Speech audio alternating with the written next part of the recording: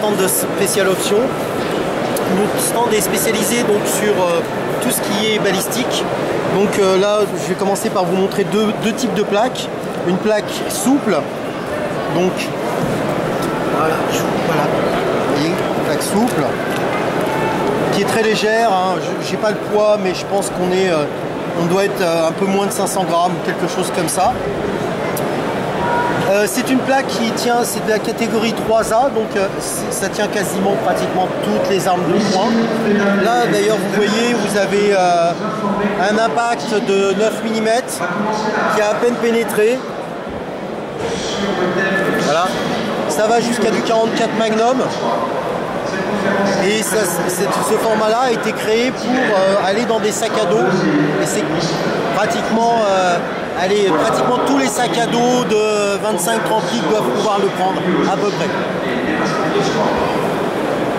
Ensuite, on passe à une autre plaque, la MK47, qui elle non plus n'est plus en 3A, mais en 3.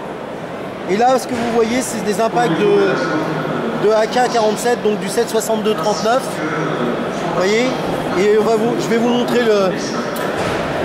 la différence d'impact derrière. Vous voyez, c'est très léger.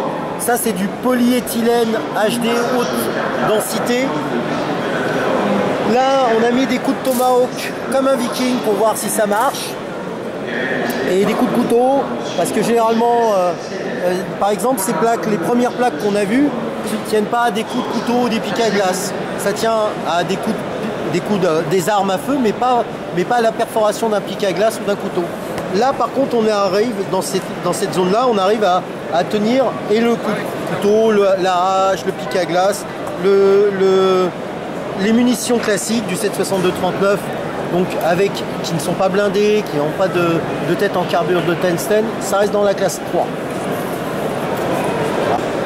Là, on passe sur un nouveau casque, le Fast 3 de catégorie 3A, donc la même protection que la plaque souple que je vous ai montré tout à l'heure.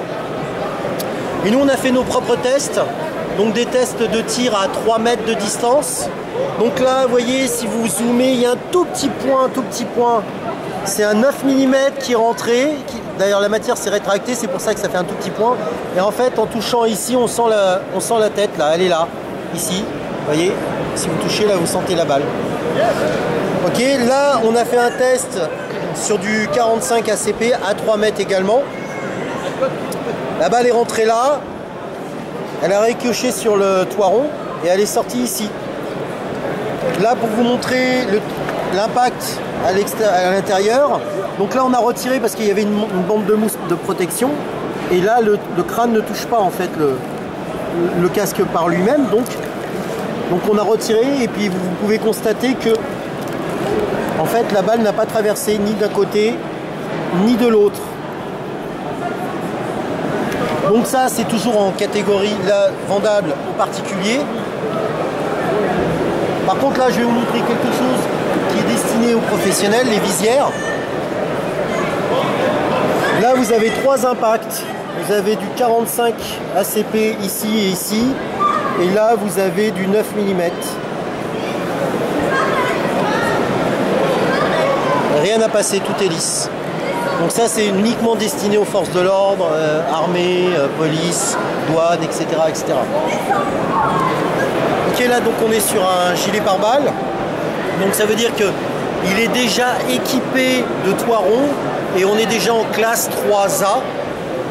Avec possibilité bien sûr de rajouter à l'intérieur des plaques balistiques que je vous montrerai après, dans le dos, devant et également sur les côtés.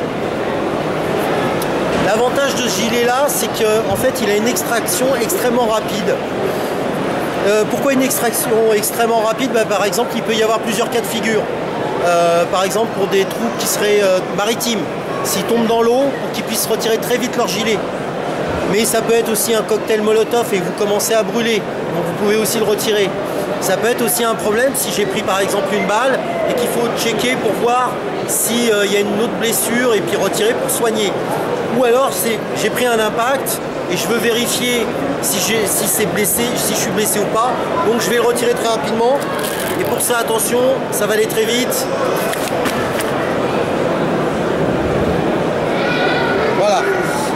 l'avantage de ça, c'est que, imaginons que je pense que j'ai eu une blessure, je check et je m'aperçois qu'en fait j'ai qu'un très gros hématome, je mets pas 1 heure à le remettre.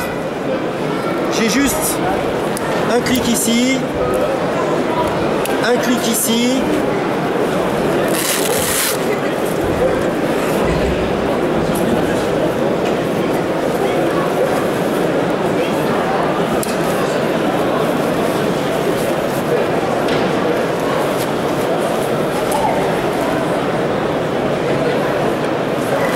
Et j'ai plus qu'à le rebattre.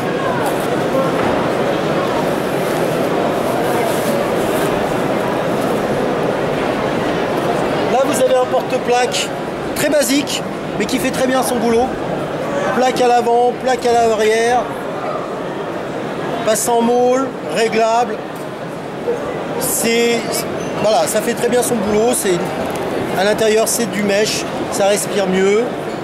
C'est vraiment là, c'est l'entrée de gamme. Là je vous ai montré, on a commencé par le très haut de gamme et là on continue par du plus bas de gamme. Et puis ensuite vous avez aussi quelque chose pour du bord discret, extrêmement discret d'ailleurs même.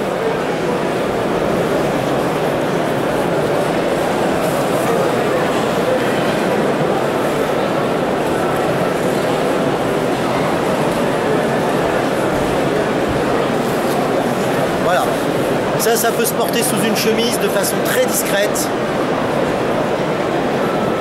Et on est en classe 3A, donc encore jusqu'au 44 Magnum.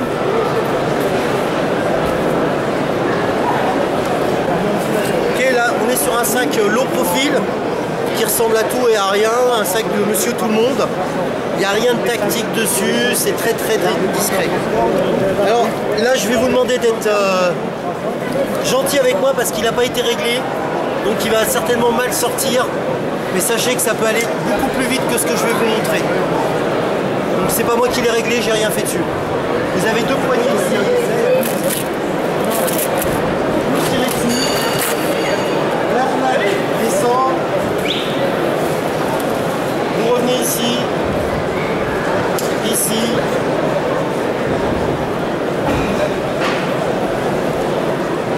Et ici. Et là vous avez de quoi mettre soit une arme de poing jusqu'à un micro Roni. On a déjà testé. Si vous mettez une arme de poing avec 2 chargeurs, vous avez aussi la place pour mettre derrière un sac médical.